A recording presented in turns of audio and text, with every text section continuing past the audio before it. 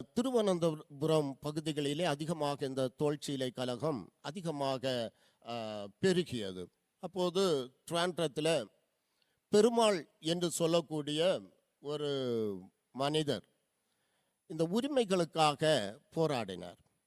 அப்போது இந்த பெருமாள் என்று சொல்லக்கூடிய இந்த மனிதரை அரசு அதிகாரிகள் பிடித்து, சிறப்பாக ஆற்றிங்கல்ல அரசு அதிகாரியாக இருந்தவர் இவரை பிடித்து கடுமையாக தாக்கினார். இந்த பெருமாள் அடி உதைகளை பட்டு அவர் இரத்த வாந்தி எடுத்தாராம். அப்போது இந்த அதிகாரி என்ன சொன்னார் தெரியுமா? அவன் கிறிஸ்தவத்தை வாந்தி பண்ணுகிறான், அவன் கிறிஸ்தவத்தை வாந்தி பண்ணுகிறான், இவனை போல 40 பேருக்கு இன்னும் செய்யணும். அப்போ இவர்களுக்கெல்லாம் உரிமைக்காக இவர்கள் போரிட மாட்டார்கள் என்று சொன்னாராம். அதே போல மாசிலாமணி என்று சொல்லக்கூடிய ஒரு ஆசிரியரை பிடித்து உதைத்து அவர்கள் கொடுமைப்படுத்தினார்கள்.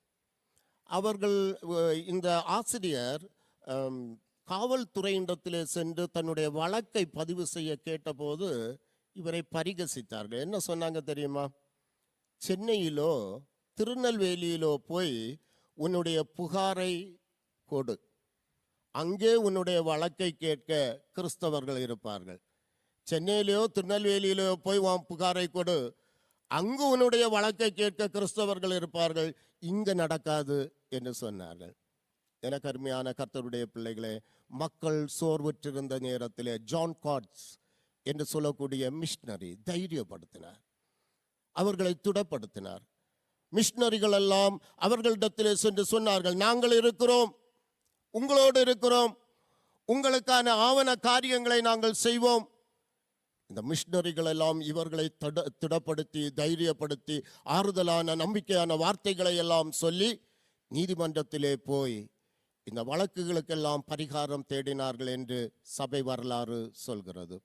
அருமையான கர்த்தருடைய பிள்ளைகளே, இன்று நாம் எல்லாம் வாழ்வு பெற்றிருக்கிறோம் என்றால் அநேக மக்கள் பாடுகளை சகித்தார்கள், ஆனால் அவர்களை திடப்படுத்தின, தைரியப்படுத்தின, தைரியமான ஊக்குவிக்கின்ற வார்த்தைகளை சொன்ன மிஷனரிகளுடைய பணிகள் என்று நாம் பார்க்கிறோம்.